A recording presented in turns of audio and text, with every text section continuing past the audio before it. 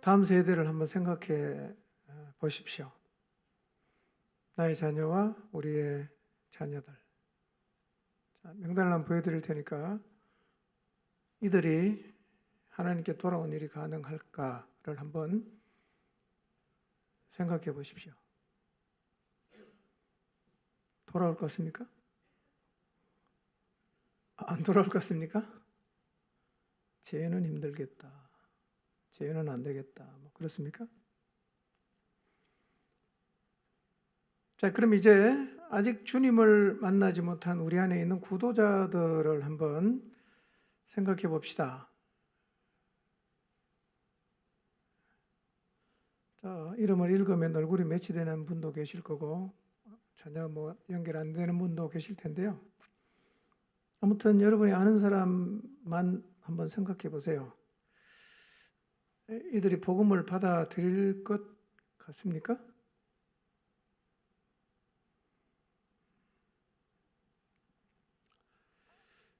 솔직하게 어떤 마음이신가요?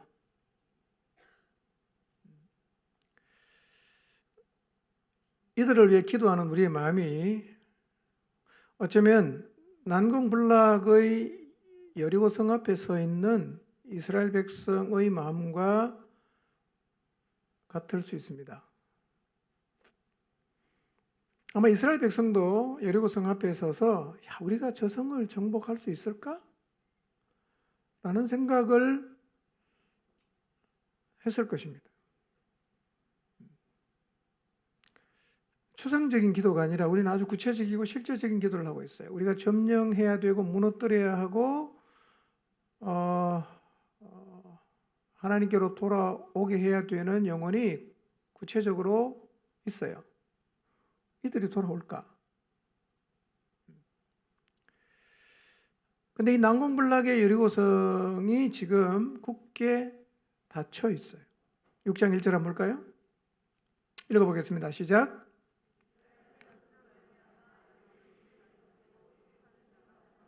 예. 특히 히브리어 성경은 여리고성의 문이 아주 굳게 닫혀 있다는 점을 강조하고 있어요. 뉴 잉글리시 바이블 성경은 이 말을 bolted and barred라고 번역을 했는데요. 이 뜻이 뭐냐? 볼트로 죄고 빗장으로 걸었다. 그런 뜻입니다. 철통같이 잠궈놨어요. 지금 여리고성이 이렇게 굳게 닫혀 있어요. 튼튼한 성벽을 가진 성이 빗장을 딱 걸고 잠그면 그 성은 난공불락의 성이 됩니다. 그래서 이렇게 굳게 닫힌 성은, 성문이 굳게 닫힌 성은 기적 이외의 방법으로는 함락시키는 것이 불가능해집니다. 뚫고 들어갈 수가 없잖아. 그 당시에는요, 들어갈 수가 없어요. 문을 굳게 잠궈 놓으면. 여리고 성문은 굳게 닫혔어요. 우리가 하나님 앞으로 이끌려고 하는 우리의 자녀들 가운데도 이렇게 마음의 빗장을 걸고 있는 사람이 있을 거예요. 마음을 열어야 뭔가 시도를 해볼 수 있는데 굳게 닫고 있어요. 대화가 안 돼요. 말도 붙일 수가 없어요. 최근에 여러분의 자녀의 태도 혹은 대화를 통해서 나의 마음이 너무 빗장을 걸고 굳게 닫혀 있다는 것을 확인하게 되어서 마음에 낙심이 되고 아이고 기도해도 뭐 안 되겠다. 그래서 기도의 힘을 잃고 있는 분이 우리 중에도 있을 수가 있어요. 이번엔 안 될 것 같다. 걔는 진짜 안 될 것 같다. 정직하게 한번 물어보십시오.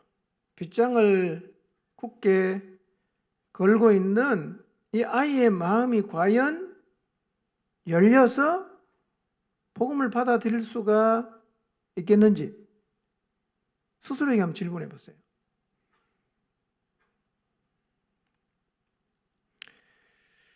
난공불락의 여리고 앞에 섰던 이스라엘처럼 우리도 다음 세대라는 굳게 닫힌 성 앞에 서 있습니다. 그 앞에서 도대체 저 다음 세대라는 성을 어떻게 무너뜨릴 수 있을까를 깊이 고뇌하고 있습니다. 그런데 아무리 생각해봐도 답은 없어요.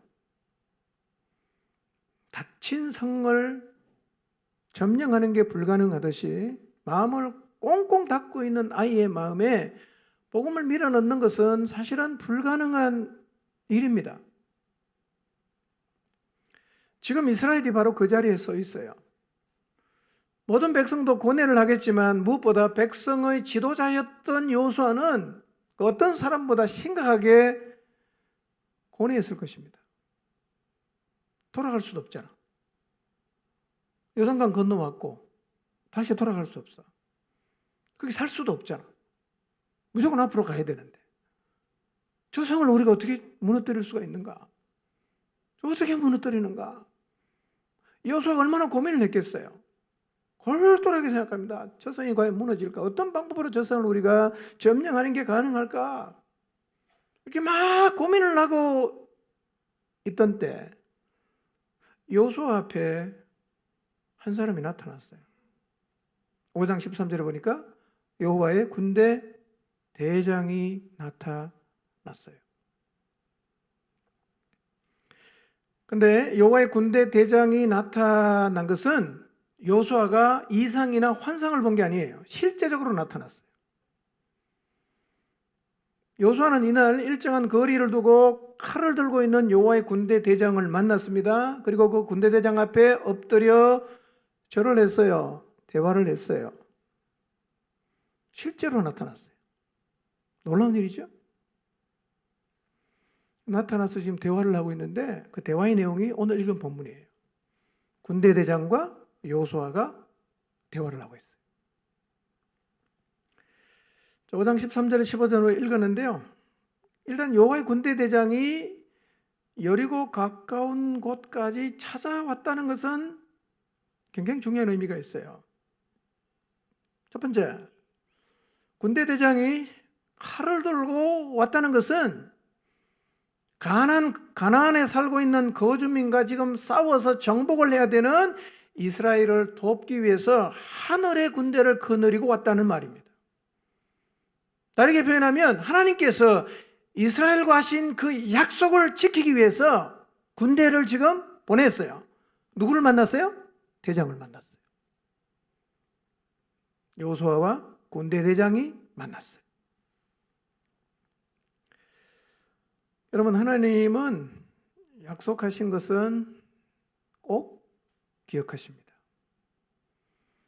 우리에게 하나님이 어떤 약속을 하셨던지 간에 하나님은 약속하신 것은 꼭 기억하십니다. 그리고 때가 되면 군대 대장을 보내든 천사를 보내든 그분이 직접 오셔서 우리에게 하신 그분의 약속을 이루어 가십니다. 하나님의 약속은 반드시 이루어집니다. 그런데 하나님의 약속이 이루어진다는 말은 그 약속이 이루어지는 과정에 아무런 어려움도 문제도 없이 아주 깔끔하게 이루어진다는 것을 의미하지는 않습니다. 그 약속이 이루어지는 과정을 보면 힘듦도 있고 어려움도 있고 뒤집어지기도 하고 뭐 여러 일이 일어날 수 있습니다. 그럼에도 하나님이 그려주신 그림은 반드시 하나님이 그리십니다. 예를 보면 이스라엘이 출애굽을 했습니다. 광야를 통과합니다. 시내산에 가기 전까지도 참 원망 많이 했어요. 시내산에서 출발해서 가데스 바네아에 가는 과정도 보면 늘 입만 열면 원망하고 불평하고 불신하고 반역하고 지도자에게 대들고, 그래서 하나님께서 그들에게 징계도 하시고 그랬어요. 근데 놀라운 사실은 그렇게 원망하고 불평하고 했던 이 이스라엘 백성이 어디에 와 있냐 하면 가데스 바네아에 와 있는 거예요. 무슨 얘기입니까? 하나님은 약속하신 대로 이 백성을 가나안으로 데리고 들어가겠다는 얘기예요. 약속했기 때문에. 가데스 바네에서 반역했죠. 38년 거기 삽니다. 먹다가 죽는 거예요. 아무 삶의 목표가 없습니다. 그냥 살다가 죽는 거죠. 결국은 어떻게 됩니까? 가나안에 이끌어 들이세요. 지금 여호수아에게 그 약속을 지키기 위해서 하나님께 누굴 보냈어요? 군대 대장을 보내신 거예요.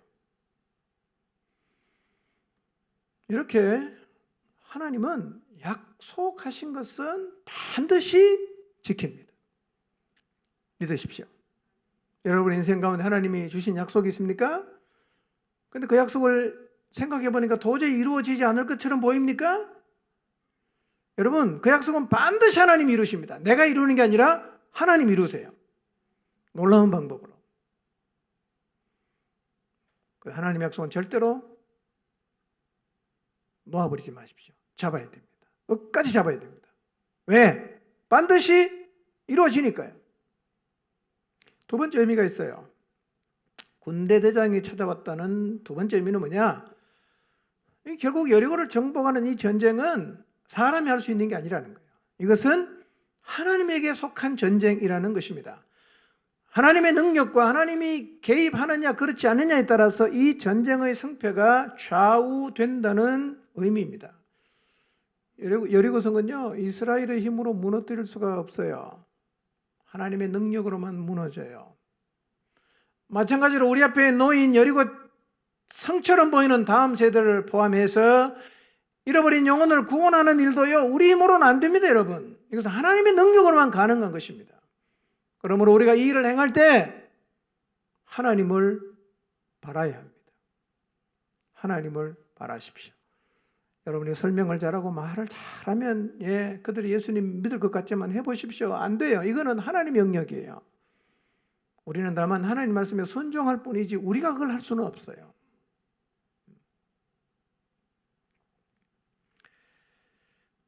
이렇게 여호수아를 찾아온 여호와의 군대 대장 앞에 여호수아가 그분이 누군지를 안 다음에 얼굴을 땅에 대고 엎드려 절을 합니다. 그리고 이렇게 물어요. 내 주여, 종에게 무슨 말씀을 하려 하십니까? 종에게 무슨 말씀을 하려 하십니까? 질문했어요. 여호와의 군대 대장이 대답하는데 완전히 동문서답이에요. 뭐라고 대답하느냐? 내 발에서 신을 벗으라. 이렇게 대답하시는 거예요. 예. 무슨 말씀을 하려고 하십니까? 뭘 시키시려고 합니까? 군대 대장이 내 발에서 신을 벗으라. 여호수아가 그대로 따라해서 신발을 벗었어요. 자, 근데 여호와의 군대 대장이 여리고성을 정복해야 하는 지도자 여호수아에게 거꾸로 말해야 되잖아요. 신발을 조여매라 이렇게 말해야 되잖아. 그런데 신발을 벗으라 이렇게 말씀하시는 거예요. 왜 신발을 벗으라고 하셨을까요? 몇 가지 이유가 있어요. 첫 번째, 신발을 벗으라고 한 것은 지금 여호수아 앞에 나타난 군대 대장이 모세에게 나타났던 그 하나님임을 보여주는 거예요. 여러분, 모세에게 나타났을 때도 똑같이 했거든요. 신발을 벗어라 이렇게 말씀하셨어요. 내가 선 곳은 거룩한 땅이니 내 발에서 신을 벗어라 라고 말씀하시는데 지금 여호수아에게 와서도 똑같이 하시거든요. 이런 의미입니다. 모세에게 나타나셨던 바로 그 분이 누구에게 나타났다? 여호수아에게 나타나셨다는 말입니다.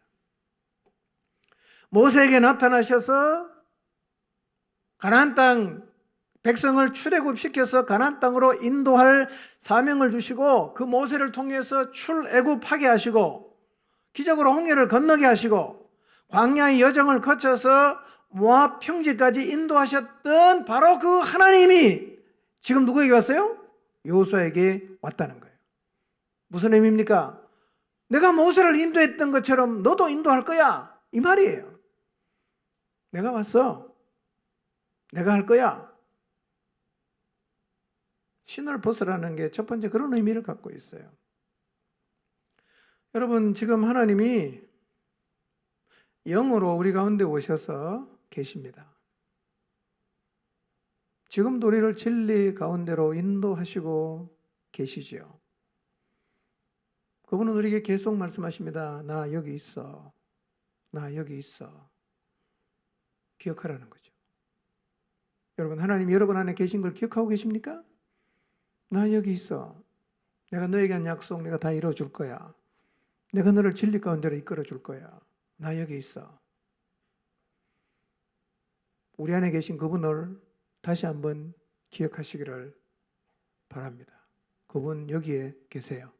우리 안에 계십니다. 두 번째, 신발을 벗으라고 하는 의미는 뭐냐? 거룩해야 한다는 말입니다. 여리고성을 정복하는 데 가장 필요한 것은 힘이 아니라 거룩이에요. 거룩. 신발은 세상의 온갖 죄악을 상징하지요. 그리고 거룩과 상반되는 것입니다. 신을 벗으라는 말은 죄를 버리고 거룩해야 한다고 말씀하시는 것입니다. 여러분, 그래서 거룩은 여호와 전쟁에 있어서 핵심되는 요소입니다. 여러분, 아간의 범죄를 생각해 보세요. 여리고보다 훨씬 작은 아이성 전투에서 패배했어요. 뭐 때문에 그랬습니까? 죄 때문에 패배했어요. 여러분, 다음 세대라는 여리고 앞에 서 있는 우리에게 필요한 게 뭐냐? 거룩이에요. 거룩. 우리가 하나님 앞에서 죄악의 신발을 벗고 거룩을 유지해야 합니다. 거룩할 때 하나님이 우리와 함께 하시고 우리 가운데 역사하십니다. 만약에 우리가 거룩을 저버린다면 하나님이 우리와 함께 하시지 않을 것입니다. 다음 세대를 향해 나아가는 우리의 삶을 돌아봅시다.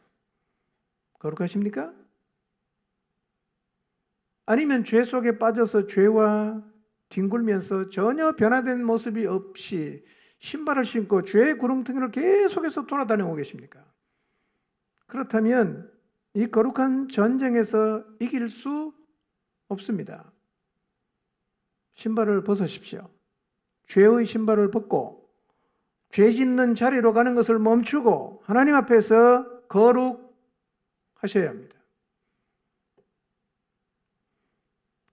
세 번째, 신발을 벗으라고 하는 의미는 뭐냐? 겸손하라는 것입니다. 고대 근동에서 신발을 벗는 것은 뭘 의미하느냐? 겸손, 상대를 향한 존경, 그리고 상대를 향한 경의를 나타내는 행위였어요. 여러분, 실제로 이스라엘의 제사장들은 성전에서요, 맨발로 사역했습니다. 신을 안 신어요. 겸손과 하나님을 향한 경의의 표현이죠. 오늘날에도 랍비는 회당에서 제사장의 축도를 선언할 때 맨발로 합니다. 겸손을 의미하는 거죠. 여러분, 하나님 앞에 신발을 벗고 겸손해야 합니다. 내 방법대로, 내 마음대로 행하던 자세를 버리고 나는 아무것도 할 수 없는 존재임을 고백하고 그분 앞에 겸손함으로 서야 합니다. 겸손함으로 서십시오. 여리고성 전쟁은 이것의 기본 위에서 출발합니다. 하나님 우리와 함께 계세요. 여기 오셨어요. 죄악의 신발을 벗어야 합니다. 그분 앞에 겸손해야 합니다. 이렇게 신발을 벗는 것이 여리고성을 정복하는 데 매우 중요한 요소가 됩니다. 자, 여호와의 군대 대장이 계속해서 얘기합니다. 여리고성을 어떻게 점령하는지에 대한 방법을 설명하는데요. 6장 2절에서 5절에 그 내용이 나와 있습니다. 자, 근데 2절에서 5절에 있는 말씀은 5장 13절에서 15절에 있는 말씀과 연결이 되는 거예요. 자, 2절 한번 읽어볼까요? 시작. 보라, 내가 여리고와 그 왕과 용사들을 내 손에 넘겨 주었으니 그랬어요. 여호와께서 여호수아에게 이르시되 보라, 내가 여리고와 그 왕과 용사들을 내 손에 넘겨주었다는 말을 누가 했어요? 이게 군대대장이 한 말이에요. 군대대장과의 만남이 5장 15절에서 끝나고 6장에 와서 하나님이 새로 오신 게 아니라 5장 13절에 나타났던 군대대장이 여리고성을 어떻게 점령하는지를 계속 얘기하는 거예요. 그러니까 이 얘기는 누가 하는 얘기냐면 칼을 들고 나타났던 여호와의 군대대장이 여리고성을 어떻게 점령하는지에 대한 방법을 지금 얘기하고 있는 거예요. 2절에 뭐라고 말씀하십니까? 내가 여리고와 그 왕과 용사들을 내 손에 넘겨주었다, 이렇게 말씀하세요. 전쟁 아직 시작도 안 했어요. 근데 뭘 선언합니까? 승리를 선언하세요. 이 전쟁 이긴다, 내가 넘겨줬다, 이렇게 얘기하는 거예요. 그리고 3절부터 계속 얘기하죠. 어떻게 이 성을 점령하냐, 방법을 아주 구체적으로 잘 설명을 합니다. 모든 군사가 매일 한 번씩 여세 동안 성 주위를 돌아라. 그냥 돌지 말고 제사장 7번 7 양각 나팔을 불어라. 그리고 그 나팔을 부는 제사장 뒤로 뭐가 따라가야 됩니까? 언약궤가 따라가야 된다. 그리고 일곱째 날에는 7바퀴를 돌아라. 그리고 제사장이 이 양각 나팔을 길게 불면 그때 함성을 질러라. 그러면 그 성벽이 무너져 내린다. 이렇게 가르쳐줬어요. 아주 상세하게 설명하고 있습니다. 근데 이해할 수는 없어요. 이해할 수는 없어. 여러분, 역사 속에 성이 이렇게 무너진 예가 있었나요? 없었거든요.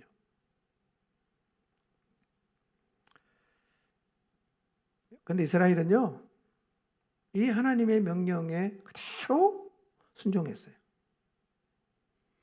인간적으로 생각하면 이해가 안 되죠.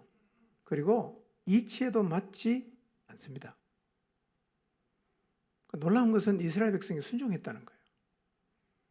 더 놀라운 것은 그 방법으로 여리고성이 무너졌다는 거예요. 성은 그렇게 안 무너지거든요. 하나님이 무너뜨리셨어요. 여러분, 우리도 다음 세대를 얻기 위해서, 다음 세대들을 하나님을 경외하는 자리에 세우기 위해서 열심히 달려가고 있어요. 그보다 성령의 충만을 간구하고 있습니다. 우리가 지금 열심히 하고 있는 게 뭐죠? 기도하는 겁니다. 또 열심히 하는 게 뭐죠? 성경을 열심히 읽는 거예요. 그리고 성령께서 주시는 마음에 순종하려는 노력을 하고 있는데, 우리가 기도한다고, 우리가 성경을 읽는다고 마음을 굳게 닫고 있는 우리의 다음 세대와 구도자들이 복음을 받아들인다는 건 이게 이해가 안 되는 일이잖아요. 이해가 안 되는 방법, 이치에 맞지 않는 일 아닙니까? 근데 만약에 우리가 이스라엘 백성처럼 이 말씀에 순종해서 나가면 우리의 여리고도 똑같은 방법으로 무너지게 될 것입니다. 지금 우리에게 필요한 게 뭐냐? 하나님의 방법을 받아들이고 순종하는 거예요. 이스라엘 백성처럼 한번 순종해 보시기를 바랍니다. 이스라엘 백성처럼 순종해 보세요. 그런데 이 행렬의 초점이 어디에 맞춰져 있냐면요, 하루에 한 바퀴씩 돌잖아요. 마지막 날 7바퀴 돌잖아요. 이 행렬의 초점이 어디에 맞춰져 있냐면 언약궤, 법궤에 맞춰져 있어요. 어떻게 돌아라고 군대대장이 가르쳐 줬냐면 언약궤를 중심에 놓고 맨 앞에 제사장이 서요. 그 다음에는 선발대가 서요. 그 다음에는 언약궤가 있어요. 그 다음에는 후발대가 따라오는 거예요. 그러니까 이 행진하는 중간에 누가 있죠? 언약궤가 있는 거예요.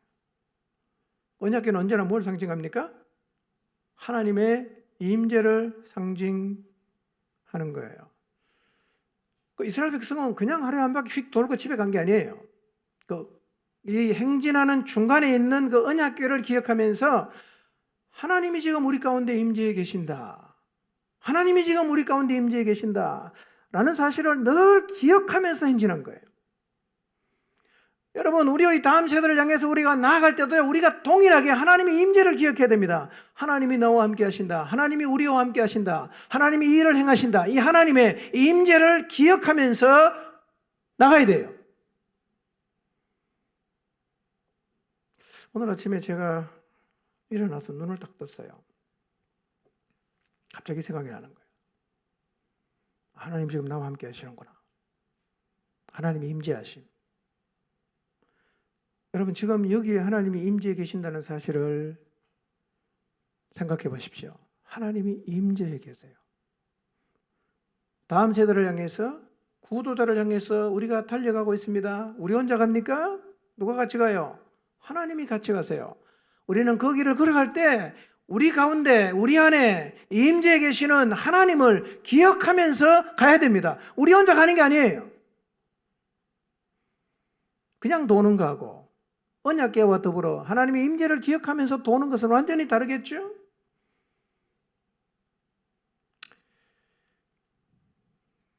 중요한 게 뭐냐? 하나님의 임재 가운데 있는 게 중요합니다. 오늘부터 하나님의 임재를 기억하면서 다음 세대를 바라보면서 하나님의 임재를 기억하면서 여러분이 기도하고 있는 그 영혼을 바라보면서 나가시기를 바랍니다. 이 임재를 기억하고 임재 가운데 나가야 될 것입니다. 그런데 왜 여호와의 군대 장관이 뜬금없이 나타나서 이 여리고성을 정복하게 하셨을까요? 다소 생뚱맞아 보이기도 합니다. 왜 갑자기 나타났죠? 여호수아가 불렀습니까? 아니죠. 불렀으면 왔으면 환영해야 되는데 여호수아가 깜짝 놀랐어요. 너는 우리를 위하느냐 적들을 위하느냐 이렇게 물은 걸 보니까 이 사람의 신분도 잘 몰랐어. 근데 오신 거예요. 왜 오셨죠?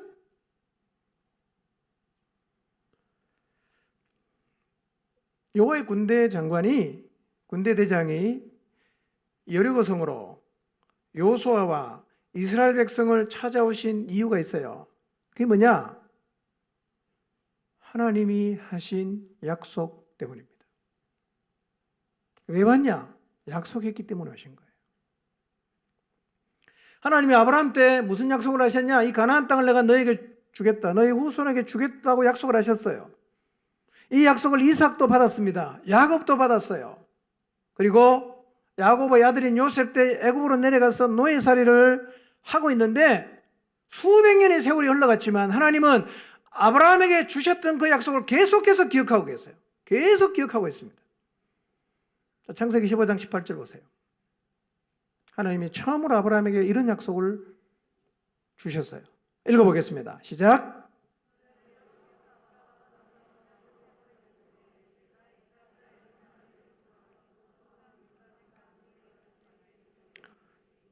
창세기 15장에서 하나님께서 아브라함과 언약을 세우는데요. 하나님 어떤 언약을 줬냐?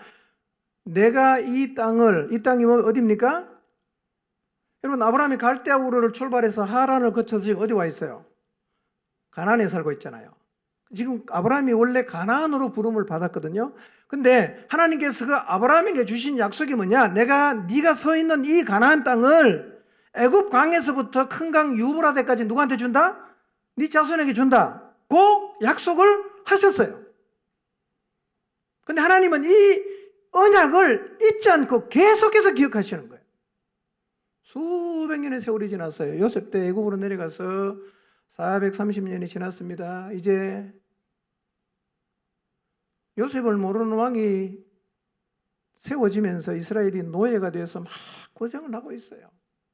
자, 그런데 출애굽기 6장 3절에서 8절인데요. 자, 여러분이 눈에 노란 글씨로 보이는 것만 같이 한번 읽어보겠습니다. 4절 시작. 가나안 땅, 곧 그들이 거류하는 땅을 그들에게 주기로 그들과 언약하였더니 이제 애굽 사람이 종으로 삼은 이스라엘 자손은 신음 소리를 내가 듣고 나의 언약을 기억하노라. 하나님 뭘 기억합니까? 언약을 기억해요. 누구한테 하는 언약입니까? 아브라함에게 하는 언약이에요. 내 후손에게 이 땅을 준다 약속했어요. 하나님 계속 기억하고 있어요. 내가 언약을 기억한다. 자, 그 다음에 8절을 보겠습니다. 시작. 내가 아브라함과 이삭과 야곱에게 주기로 맹세한 땅으로 너희를 인도하여 그 땅을 너희에게 주어 기업을 삼게 하리라. 나는 여호와라 하셨다 하라. 여러분, 하나님이 광야 가시들그 나무 아래서 모세를 불러요. 그리고 모세를 불러서 뭐라고 말씀하시냐? 내가 너희 조상 아브라함에게 했던 약속을 기억하고 있다. 그리고 내가 아브라함과 이삭과 야곱에게 주기로 맹세한 땅으로 너희를 인도하고 그 땅을 너희에게 주어서 너희의 소유가 되게 하겠다. 그러니까 하나님은요, 아브라함에게 했던 약속을 모세 때 내려왔을 때까지 똑똑하게 기억하고 있어요. 하나님은 절대로 우리하고 약속해놓고 잊어버리는 분이 아니에요. 그런데 모세까지만 기억한 게 아니라 여호수아에게도 똑같은 말씀하십니다. 자, 여호수아 1장 1절에서 4절 한번 읽어보겠습니다. 뭐라고 말씀하시는가? 시작. 주님의 종 모세가 죽은 뒤에 주님께서 모세를 보좌하던 눈의 아들 여호수아에게 말씀하셨다. 나의 종 모세가 죽었으니 이제 너는 이스라엘 자손 곧 모든 백성과 함께 일어나 요단을 건너서 내가 그들에게 주는 땅으로 가거라. 내가 모세에게 말한 대로 너희 발바닥이 닿는 곳은 어디든지 내가 너희에게 주겠다. 광야에서부터 레바논까지 큰 강인 유프라테스 강에서부터 해 사람의 땅을 지나 서쪽의 지중해까지 모두 너희의 영토가 될 것이다. 또 누구한테 약속을 상기시킵니까? 모세에게, 그렇죠? 여호수아에게. 모세가 죽고 나니까 이제 여호수아가 후계자가 됐어요. 하나님은 여호수아에게 와서 똑같이 상기시킵니다. 뭡니까? 언약이에요. 약속을 상기시키는 거예요. 내가 그들에게 주는 땅으로 가라. 네 발바닥이 닿는 곳은 다 너에게 주겠다. 광야에서부터 레바논까지 큰 강인 유프라테스 강에서부터 햇사람의 땅을 지나 서쪽에 있는 지중해까지 모두 너희의 영토가 될 거다. 하나님이 여호수아에게 군대 대장을 왜 보냈습니까? 이유가 뭐죠? 약속 때문이에요. 약속 때문에. 그러니까 하나님이 우리에게 약속하셨으면 우리는 그 약속은 반드시 이루어진다고 믿고 가도 됩니다. 왜냐하면 그분은 그분이 한 약속을 절대로 잊어먹지 않습니다. 우리는 잊어먹을 수 있어요. 때로 이런 경우가 있죠. 하나님이 내게 약속하셨어요. 근데 살다 보니까 내가 하나님이 내게 주신 약속을 잊어버렸어요. 근데 어느 날 하나님이 이루어 주시는 거예요. 하나님 왜 이렇게 하십니까? 내가 너와 약속했잖아. 나는 잊어먹었는데 그분은 잊어먹지 않아요. 꼭 기억하고 계세요. 민수기 23장 19절 한번 볼까요? 읽어보겠습니다. 시작.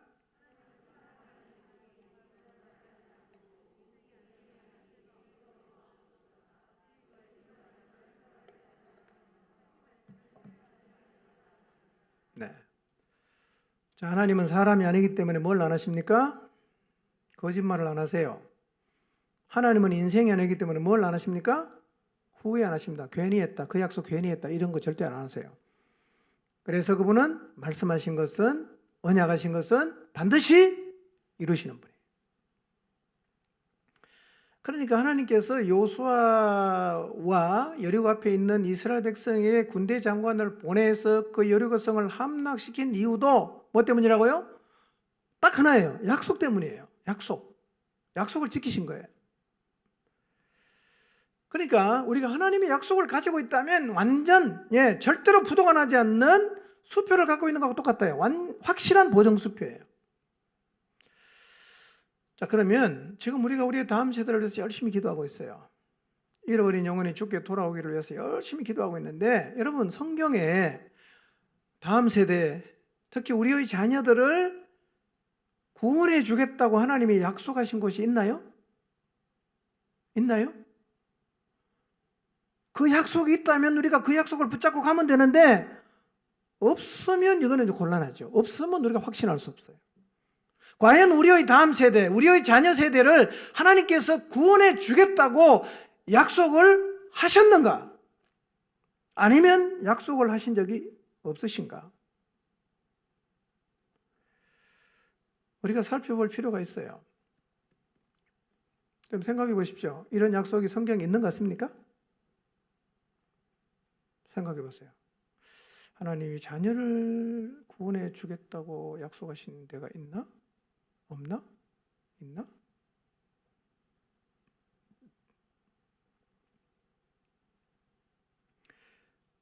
만약에 그 약속이 있다면 우리의 자녀는 반드시 하나님을 기억하는 자리로 돌아올 것입니다. 예. 근데 만약 약속이 없다면 몰라요.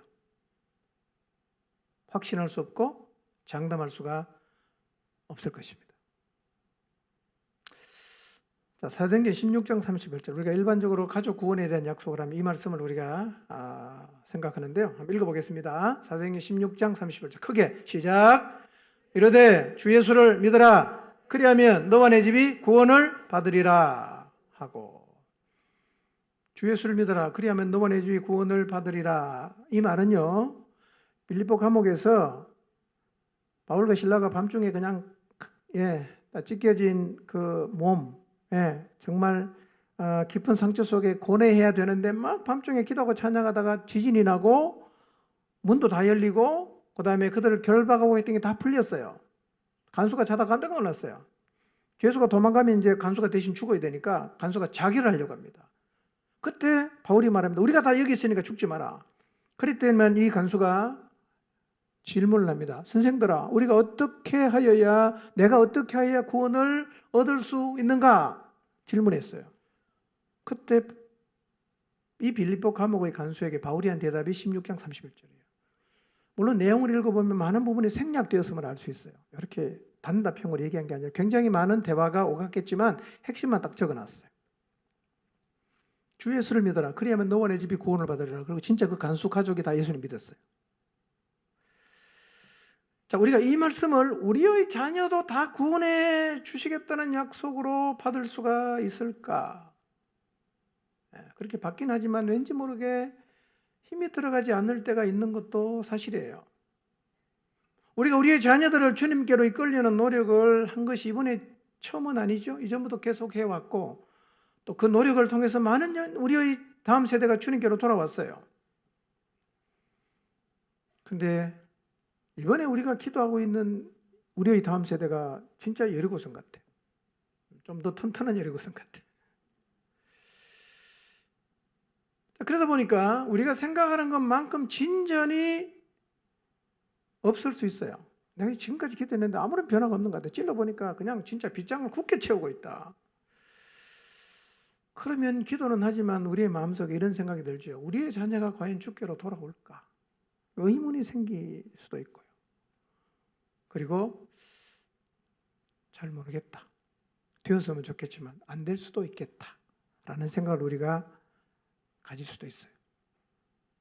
여러분 지금 여러분의 자녀를 향해서 어떻게 생각을 하고 계십니까? 다 자녀를 위해서 열심히 기도하고 계시는데요. 어떤 마음으로 기도하세요 지금? 기도하는 여러분의 마음을 한번 헤아려 보십시오. 어떤 마음으로 기도하는 것 같아요?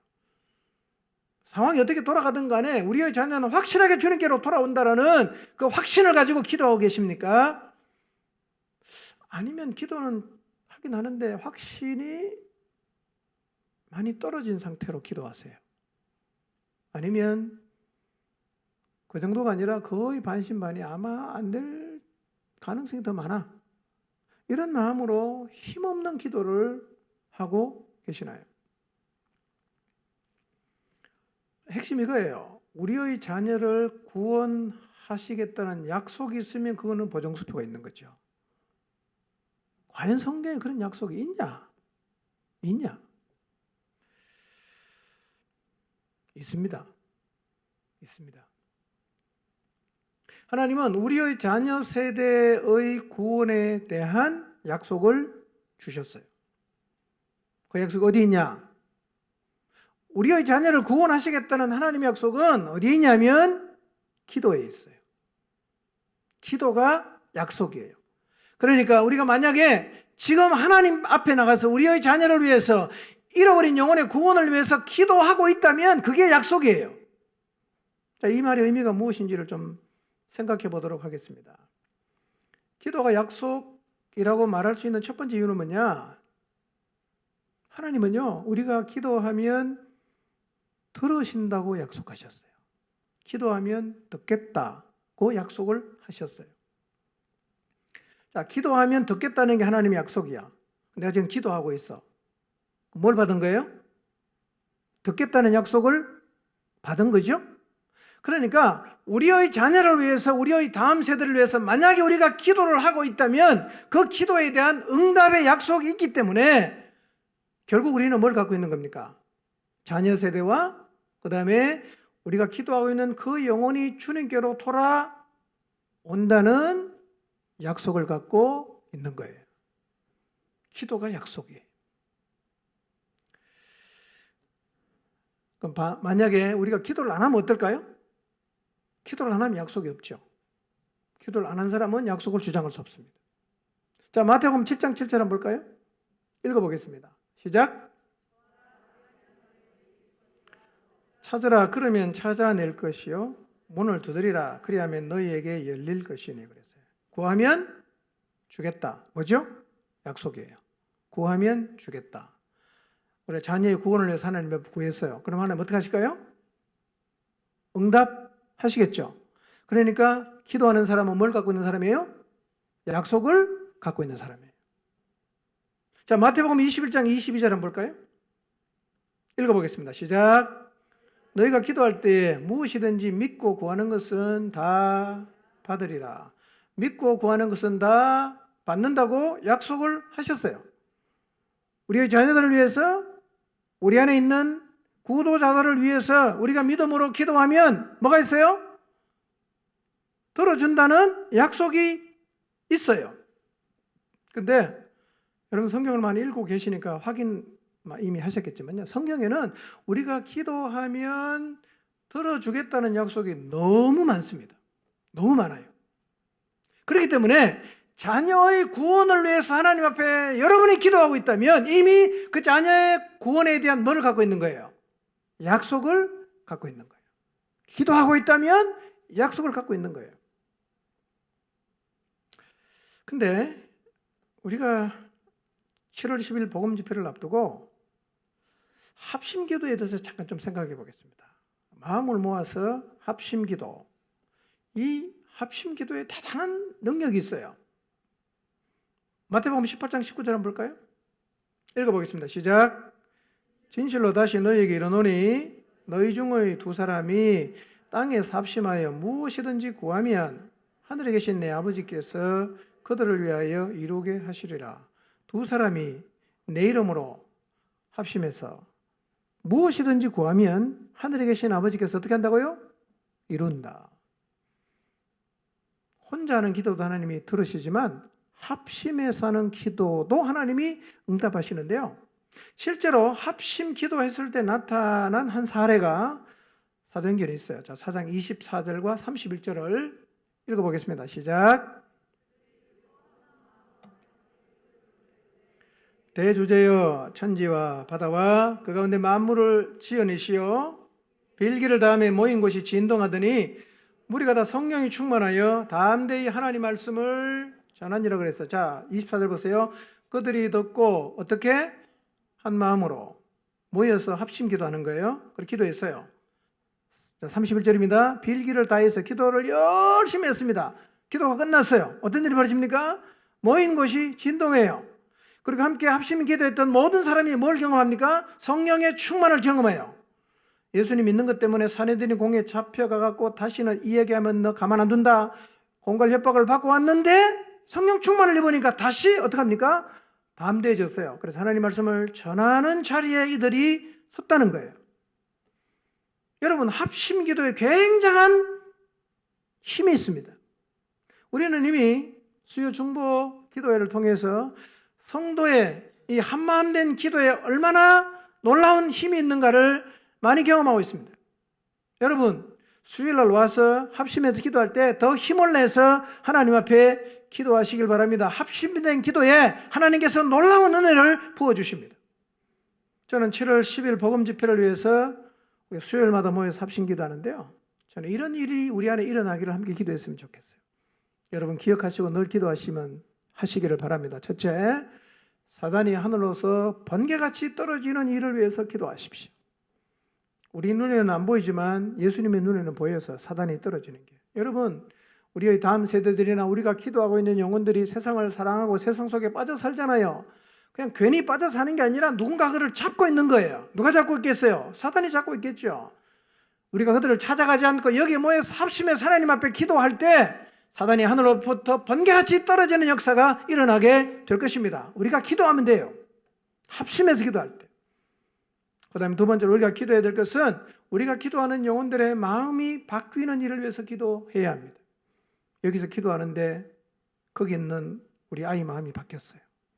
마음을 닫고 있으니까 대화가 안 되고 다가갈 수 없었는데 공동체가 모여서 합심 기도했더니만 그 영혼의 마음이 새롭게 되고 바뀌는 일이 일어났다. 이런 간증을 우리가 듣게 되기를 바랍니다. 세 번째는 하나님이 그들의 삶 가운데서 하나님을 좀 나타내시기를 우리가 기도해야 됩니다. 여러분이 기도하고 있는 그 영혼의 삶 가운데 하나님이 경험되는 거예요. 이해할 수 없는 일이 일어났어. 왜 이런 일이 일어난지 나도 잘 모르겠다. 근데 하여튼 하나님이 자기 자신을 우리가 기도하고 있는 그 영혼의 삶 가운데 나타내실 수가 있어요. 이걸 우리가 같이 합심해서 기도 드립시다. 그 다음에 우리 안에 기사와 표적이 나타나는 일이 일어나기를 우리가 기도해야 합니다. 기사와 표적을 통해서 우리는 하나님을 믿지 않은 사람에게 하나님을 보여줄 수가 있으니까요. 우리 안에 기사와 표적이 일어날 수 있기를 우리가 하나님 앞에 기도해야 됩니다. 여러분, 합심 기도의 능력을 믿으시길 바랍니다. 모여서 기도하는 거 사모하시길 바랍니다. 그리고 모여서 기도하는 이 합심 기도의 그 놀라운 능력을 경험하는 자리에, 그래서 감격하고 흥분하는 자리에 여러분이 꼭 서게 되시기를 바랍니다. 자, 기도가 약속인 두 번째 이유. 자, 하나님은요, 기도하면 들어주겠다는 약속을 하셨는데 또 어떤 약속이 있냐? 하나님의 뜻대로 구하면 듣겠다고 약속하셨어요. 뜻대로 구하면 듣겠다고 약속하셨어요. 여러분, 그냥 기도해도 하나님이 듣겠다고 약속하셨는데 우리가 구하는 기도가 하나님의 뜻하고 맞으면 하나님이 당연히 그 기도에 응답하시지 않겠어요? 여러분, 우리가 하나님 앞에 드리는 기도가 하나님이 뜻한 바야. 하나님이 하고 싶어 했던 일이야. 그러면 그걸 우리가 하나님께 요구하면 하나님 어떻게 하시겠어요? 들으시죠. 예를 들어 이런 거예요. 우리 아이가 학교만 갔다 오면 책가방 던져놓고 계속 놀러 다니고 그러다가요. 그 부모 마음에는 어떤 뜻이 있겠어요? 저놈이 저 공부 좀 했으면 좋겠다 이런 생각이 있지 않겠어요? 근데 오늘 학교 갔다 오더니만 나 공부하겠다고 책 사달라 그래요. 어떡합니까? 이놈아 정신 차려 계속 놀아야지 이렇게 말합니까? 당장 사주겠죠. 그래 뭐 책 내 빚내라도 사주겠다. 내 머리 잘라서라도 네 공부만 한다면 내 책 사주겠다. 그러지 않겠어요? 그러니까 하나님의 뜻을 위해서 기도한다는 게 그런 거예요. 하나님의 뜻하신 바를 우리가 하나님 앞에 기도하면 하나님은 당연히 들어줘요. 요한일서 5장 14절을 한번 보겠습니다. 자, 읽어볼까요? 시작. 우리가 하나님에 대해 가지는 담대함은 이것이니 곧 무엇이든지 우리가 하나님의 뜻을 따라 구하면 하나님이 우리의 청을 들어주신다는 것입니다. 자, 우리가 하나님 앞에서 담대할 수 있는 게 있어요. 그게 뭐냐? 하나님의 뜻을 따라 구하면 하나님이 들어준다는 담대함을 가질 수가 있다는 겁니다. 여러분의 기도가 하나님의 뜻이면 하나님은 100% 들어줍니다. 자, 그러면 우리의 자녀를 위한 기도, 우리 안에 있는 하나님을 모르는 영혼들이 주님께로 돌아와서 구원을 얻게 하려는 우리의 기도가 하나님의 뜻일까요? 당연히 뜻이죠. 성경 읽어보세요. 하나님의 영혼들이 돌아오는 걸 얼마나 기다리시는가. 신명기 6장 1절에서 9절인데요. 자, 이 말씀도 하나님이 뜻하시는 바가 뭔지를 우리에게 가르쳐 주고 있는데요. 자, 시간 없으니까 노란 글씨만 읽겠습니다. 2절을 한번 볼까요? 시작.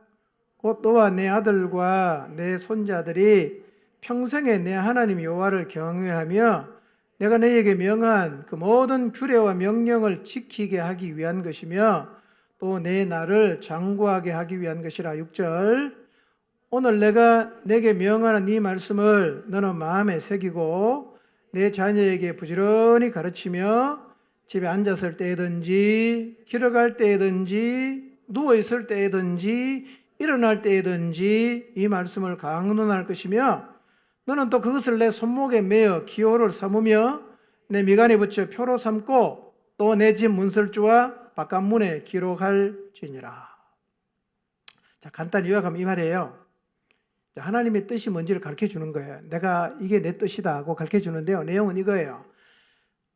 너희의 아들과 손자들이 평생에 하나님을 경외하는 것, 하나님의 뜻이에요.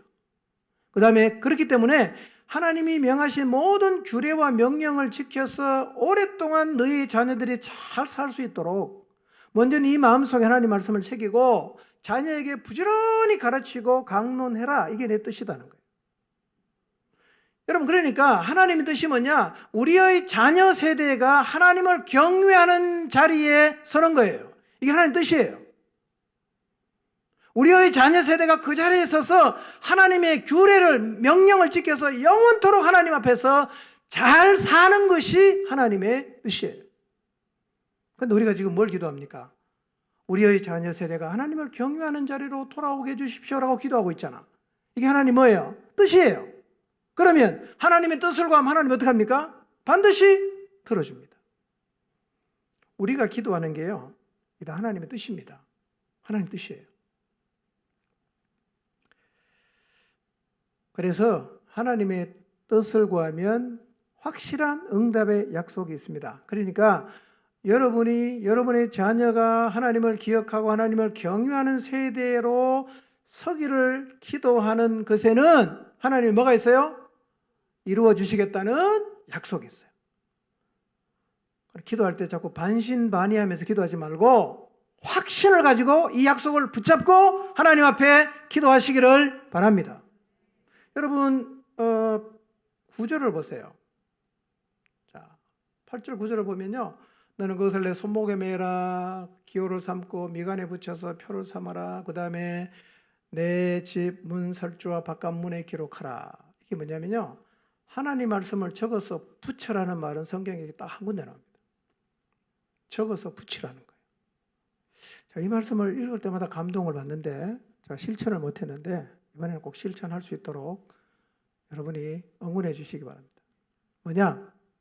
제가 이제 성경 말씀 가운데 우리가 꼭 기억하며 살아야 되는 말씀을 멋지게 디자인을 해갖고 드릴지 실비를 받을지는 모르겠어요. 많이 만들어서 드릴 테니까 갖다가 집에 갖다 붙여놓으세요. 못 쓴 글씨로 적어놓는 것보다는 디자인을 잘해서 붙이면 보기가 좋아요.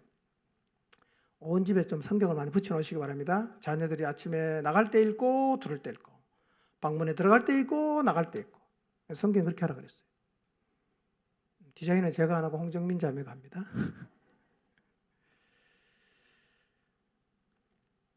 여러분, 하나님의 약속을 지키죠? 그럼 하나님의 뜻대로 드리는 기도는 반드시 뭐가 있어요? 응답하겠다는 약속이 있어요. 그러니까 여러분, 자녀를 위한 기도할 때 잃어버린 영혼이 주께 돌아오는 것을 위해서 기도할 때 어떻게 기도해야 돼요? 약속이 확실히 있다는 사실을 믿고 기도해야 돼요. 반신반의하지 말고 확실히 하나님은 그 기도에 응답하세요. 자, 하나 더 있어요. 기도가 약속이 되는 거. 우리가요, 하나님의 소원을 구하면 하나님이 들으세요. 그냥 기도해도 하나님 들어주잖아요. 약속이 있잖아요. 하나님의 뜻을 구하면 하나님이 또 너희가 담대함으로 너희가 간구해도 된다. 이렇게 우리에게 말씀하시잖아요. 그럼 더 나아가서 하나님이 소원하는 것을 구한다면 하나님이 당연히 들어주지 않겠어요? 여러분, 성령께서 로마서 8장에 우리를 위해 친히 간구한다는 게 이 말이에요. 하나님의 깊은 것을 통달한 성령님은 우리가 기도할 때 육신의 정욕을 위해서 이거 주세요, 저거 주세요, 성공하게 해주세요, 이거 아니라 하나님이 정말 소원하는 것을 우리로 기도하도록 도우세요. 그래서 성령으로 기도하는 사람은 이 땅에서 잘 먹고 잘 사는 것이 기도 핵심이 아니에요. 그걸 기도하지 않습니다. 진짜 하나님의 나라 의를 구합니다. 하나님이 진짜 소원하는 것을 기도를 해요. 성령께서 우리가 그런 기도를 할 수 있도록 도와주시는데요. 자, 디모데전서 2장 4절을 봅시다. 하나님의 소원이 뭔가? 읽어보겠습니다. 시작.